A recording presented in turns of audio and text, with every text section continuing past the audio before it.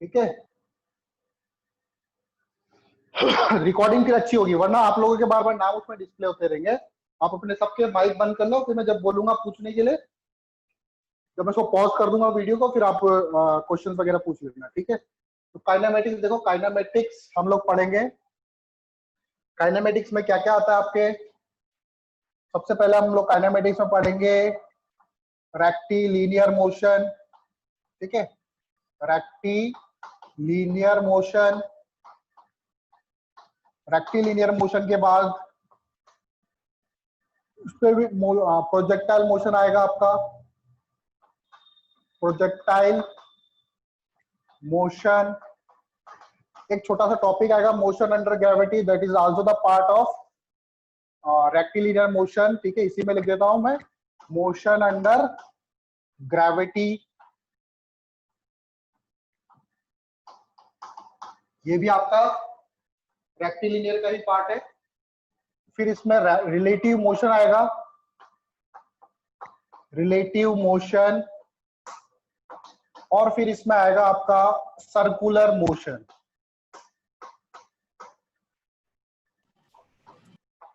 Circular motion, mic बंद करके रखना आयुष, माइक बंद कर लो। सर्कुलर मोशन, ठीक है, ठीक है। तो ये चार चीजें हम काइनेमेटिक्स के अंदर पढ़ने वाले हैं, rectilinear motion, projectile motion, relative motion, circular motion. ये सर्कुलर मोशन वाला पार्ट है, इसको मैं पढ़ाऊंगा आपको after work power energy. After work power energy क्यों पढ़ाऊंगा? क्योंकि इसमें बेटा सर्कुलर मोशन में वर्क पावर एनर्जी के कंसेप्ट यूज होंगे, एनर्जी कंजर्वेशन वगैरह लगेगा, तो इस कॉन्सेप्ट को हम वर्क पावर एनर्जी के बाद लेंगे। बाकी जो भी टॉपिक है इसी में लेंगे, ठीक है। तो सबसे पहले हम लोग स्टार्ट करेंगे रेक्टिलिनियर मोशन। तो टॉपिक डालो रेक्टिलिनियर, या स्ट्रेट लाइन मोशन भी बोलते हैं इसको, रेक्टिलिनियर मोशन।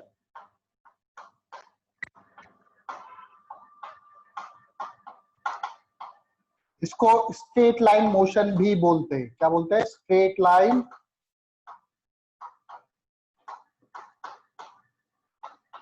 मोशन, ठीक है। रेक्टिलिनियर मोशन या फिर स्ट्रेट लाइन मोशन भी बोलते हैं इसको। तो स्ट्रेट लाइन का मतलब जो बॉडी है वो स्ट्रेट पाथ पे जा रही है, ठीक है। तो इसके कोई एग्जांपल बताओ, रेक्टिलिनियर मोशन का कहाँ एग्जांपल आपने देखा? तो रेक्टिलिनियर मोशन का जैसा एग्जांपल हम ले, जैसे ट्रेन है, ठीक है, कर्व पाथ पे नहीं जा रही है, ट्रेन का जो पाथ होता है लगभग वो स्ट्रेट होता है, ठीक है। तो motion of train, motion of train वो आपका रेक्टिलिनियर होगा लगभग। फिर दूसरा एग्जांपल ले, अब फ्रीली फॉलिंग बॉडी, कोई बॉडी को ऐसे फेंकूंगा तो वो सीधी गिरेगी, ऐसा तो नहीं है वो टेढ़ी आकर गिरेगी ऐसे करके, वो सीधी गिरेगी। तो सेकंड जो एग्जांपल लेते हैं हम लोग, वो लेते हैं फ्रीली फॉलिंग बॉडी का, फ्रीली फॉलिंग बॉडी, ठीक है। कोई बॉडी फ्रीली फॉल कर रही है तो उसका जो पाथ होगा वो भी क्या होगा? स्ट्रेट लाइन पाथ होगा, ठीक है बेटा। अब इसमें देखो क्या क्या टर्म्स आती है। सबसे पहले टर्म्स के बारे में डिस्कस करेंगे हम लोग। काइनेमेटिक्स में क्या क्या, distance, displacement, speed, velocity, acceleration, इन्हीं के बारे में पढ़ेंगे हम रेक्टिलिनियर मोशन में, ठीक है। तो सबसे पहले आता है आपका डिस्टेंस, ठीक है। सबको पता है डिस्टेंस क्या होती है, इसको एस से डिनोट करते हैं, कई कई जगह एक्स से करते हैं, हमने एस से डिनोट कर दिया। डिस्टेंस क्या होता है? डिस्टेंस होता है actual path covered by the body, actual में कितना पाथ कवर्ड किया, covered by the body, body ने एक्चुअल में कितना पाथ कवर किया, ठीक है। यूनिट वगैरह आप लोग जानते ही हो, ऐसा यूनिट क्या होती है इसकी, ऐसा यूनिट होती है इसकी मीटर, ठीक है। डायमेंशन निकाल ही सकते हो आप लोग। फिर आता है डिस्प्लेसमेंट। डिस्प्लेसमेंट क्या होता है? इसको वेक्टर क्वांटिटी है डिस्प्लेसमेंट, ठीक है। यहाँ पर ऊपर लिख लेना है कैसी क्वांटिटी है, स्केलर क्वांटिटी। डिस्टेंस जो होती है वो स्केलर क्वांटिटी होती है। डिस्प्लेसमेंट, इसको एस के ऊपर वेक्टर लगाएंगे, ध्यान रखो, क्योंकि ये वेक्टर क्वांटिटी है इसलिए इसके ऊपर हम लोग वेक्टर लगाएंगे। ये क्या होता है? ये होता है shortest distance, shortest distance between any two points, shortest distance between any two points. ठीक है, अगेन इसकी एसआई यूनिट क्या होगी, एसआई यूनिट इसकी अगेन मीटर होगी, ये भी मीटर में ही मेजर करते हैं हम लोग। कैसी क्वांटिटी है ये क्वांटिटी है आपकी वेक्टर क्वांटिटी। ठीक है, कैसी क्वांटिटी है, वेक्टर क्वांटिटी है, इसको नोट कर लो, फिर हम लोग इस पे क्वेश्चंस लेंगे। अब देखो, तो डिस्टेंस और डिस्प्लेसमेंट हमें पता चल गया, कैसी क्वांटिटी, एक होती है स्केलर, एक होती है वेक्टर। ठीक है, अब इस पे क्वेश्चन देखते हैं, इस पे ज्यादा चर्चा नहीं करेंगे हम लोग ज्यादा इस पे, क्योंकि आप लोगों को पहले से पता है डिस्टेंस और डिस्प्लेसमेंट होता क्या है। क्वेश्चन से समझते हैं। सबसे पहले एक आसान सा सवाल लेता हूं, ये सा क्वेश्चन आप लोगों ने किया होगा 9th क्लास में शायद, बहुत ही इजी क्वेश्चन है। एक पार्टिकल है, वो ऐसे जा रहा है सेमी सर्कुलर पाथ से, सेमी सर्कुलर पाथ से जा रहा है, ए से बी पॉइंट पे जा रहा है। ठीक है, ए से बी पे जा रहा है, सेमी सर्कुलर पाथ कर रहा है। इसकी डिस्टेंस ले लो, ये रेडियस कितनी रेडियस है, आर रेडियस पे ये सेमी सर्कुलर पाथ करते हुए जा रहा है। तो मुझे फाइंड करना है, फाइंड बताओ, कैपिटल आर ले लेते हैं, स्मॉल आर अच्छा नहीं, कैपिटल आर ले लेते हैं। फाइंड डिस्टेंस, कितनी डिस्टेंस, पहले डिस्प्लेसमेंट लिख लो, डिस्प्लेसमेंट कितनी है, दूसरा कितनी डिस्टेंस कवर करी। ठीक है, तो डिस्प्लेसमेंट क्या होता है, डिस्प्लेसमेंट होता है आपका shortest distance between any two points. तो पार्टिकल की इनिशियल पोजीशन देखो और फाइनल पोजीशन देखो, इनिशियल कहां पर था, ए पर, और फाइनली कहां पर पहुंचा, बी पर। यहां से एक स्ट्रेट लाइन खींचो, तो इसकी जो डिस्टेंस होगी ये ए बी जो होगा वो कहलाएगा डिस्प्लेसमेंट, ना कि डिस्टेंस। ठीक है, ए बी जो होगा वो क्या कहलाएगा, ए बी डिस्प्लेसमेंट कहलाएगा। तो देखो ये सेंटर है, ये आर है, तो ये भी आर होगा, तो डिस्प्लेसमेंट कितना हो जाएगा, डिस्प्लेसमेंट हो जाएगा आपका 2r। ठीक है, तो मैं लिख सकता हूँ डिस्प्लेसमेंट इक्वल टू आया मेरे पास 2r। ठीक है, पहले का आंसर आ गया। दूसरा डिस्टेंस, डिस्टेंस क्या होता है, एक्चुअल में कितना पाथ कवर किया। तो एक्चुअल में ये ऐसे घूम के गया सेमी सर्कुलर पाथ, अगर ये पूरा सर्कल करता तो शायद 2πr होता, आधा सर्कल करा तो 2πr का हाफ, 2πr का हाफ करेंगे कितना हो जाएगा, πr हो जाएगा, तो डिस्टेंस हो जाएगी πr। ठीक है, डायरेक्ट आंसर आ गया πr, डिस्टेंस हो गई πr। ठीक है, नोट कर लो इसको, आप पॉइंट लिख लो एक। ठीक है, इंपॉर्टेंट पॉइंट करके लिख लो।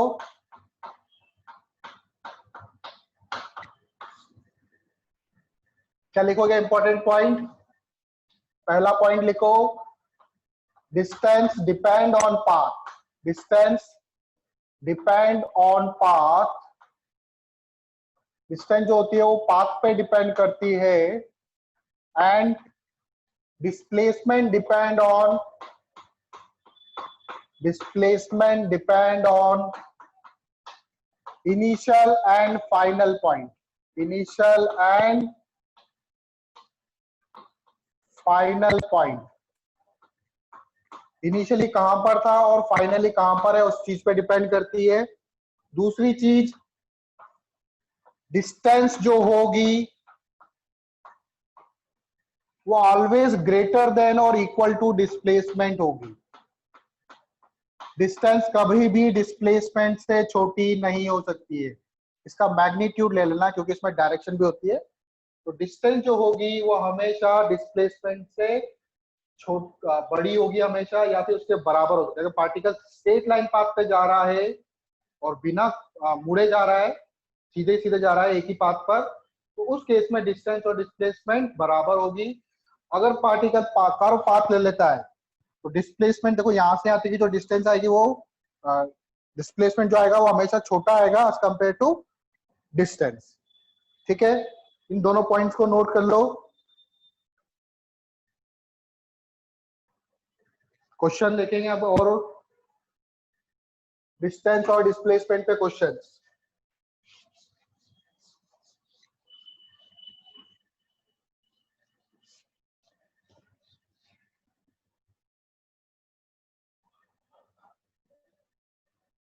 तो पहला क्वेश्चन लेते हैं, इजी लेते हैं।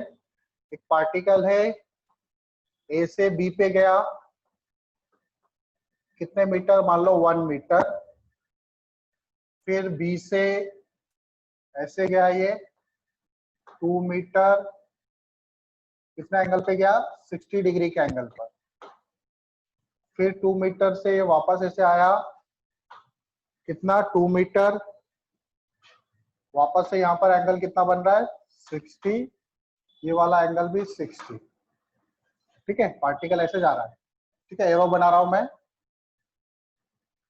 फिर वापस ऐसे गया ये, वापस 1 मीटर इसने डिस्टेंस कवर करी। यहाँ पे फिर एक सर्कल बनाया इसने, सेमी सर्कुलर पाथ, और फिर ऐसे स्ट्रेट गया। इस सर्कल की रेडियस ले लो, 7 मीटर का सर्कल बनाया इसने, और ये 2 मीटर। ठीक है, ए से बी, बी से सी, सी से डी, डी से ई, ई से एफ, एफ से फिर फाइनली जी पे पहुंचा। ठीक है, तो ये इसका पाथ है। मुझे फाइंड करना है कि इसने कितनी डिस्टेंस कवर करी और कितना डिस्प्लेसमेंट है। फाइंड डिस्टेंस, ठीक है, फाइंड ऐसे लिखो, नंबर 1 डिस्टेंस,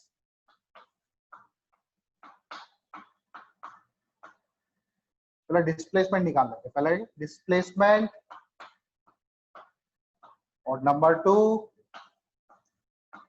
डिस्टेंस। ठीक है, कुछ भी निकाल लो पहले। Find displacement and distance. ठीक है, सॉल्व करो इसको, सॉल्व करो, सबको बताना है इसका आंसर क्या होगा। क्वेश्चन को सॉल्व करते हैं और अपने अपने आंसर चेक कर लेना।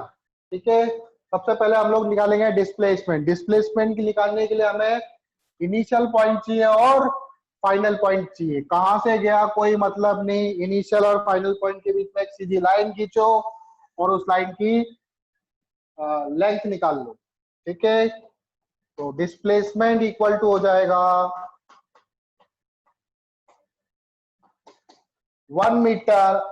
अब बी से लेके डी तक तो मुझे पता नहीं है ये, लेकिन एक कौन सा ट्राइंगल बन रहा है, इक्विलेटरल ट्राइंगल बन रहा है, तो ये डिस्टेंस कितनी हो जाएगी 2 मीटर, क्योंकि इक्विलेटरल ट्राइंगल में सभी साइड्स इक्वल होती है। तो बी से लेके डी तक 2 मीटर हो जाएगा। डी से ई 1 हो गया, सॉरी 1 मीटर। ई से एफ 7, तो ये तो 7 7 कितना हो जाएगा 14 मीटर हो जाएगा इधर ई से एफ तक। मैं ऐसे लिख लेता हूँ उसको, ए से बी, फिर बी डी, फिर डी से ई, फिर ई से एफ, और फिर एफ से जी। ए बी कितना है 1, 1 प्लस बी डी आपका 2 है, डी आपका 1 है, ई से एफ 14 है, और एफ से जी 2 है। तो कितना आएगा 14, 15, 16, 17, 18, 18, 19, 20 मीटर आएगा।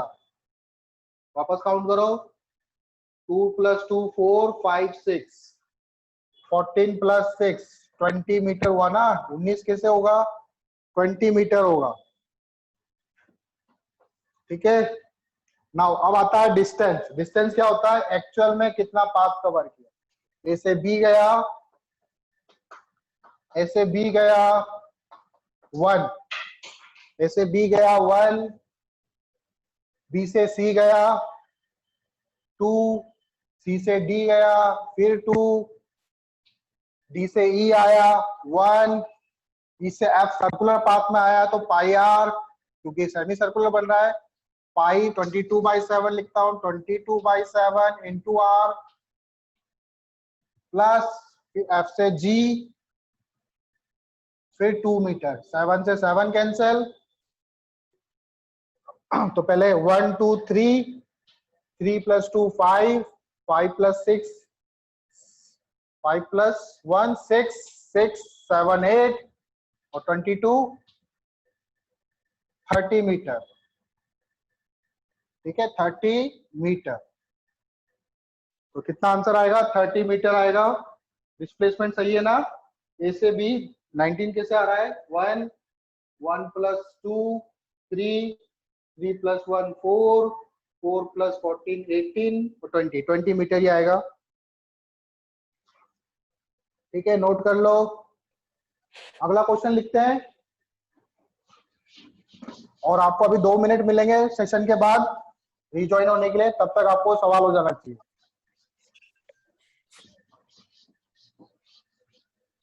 नेक्स्ट क्वेश्चन देखो,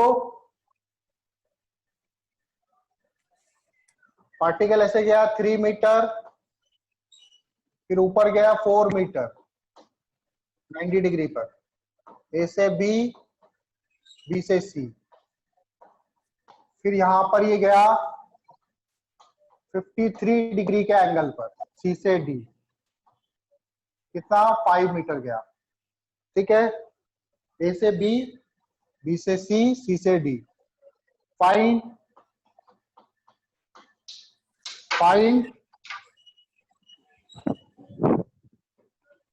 डिस्टेंस, पहले डिस्टेंस, एंड नंबर 2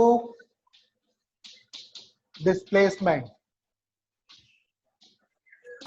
ठीक है, ये 2 क्वेश्चन करो और वापस से रिकनेक्ट करो। ठीक है,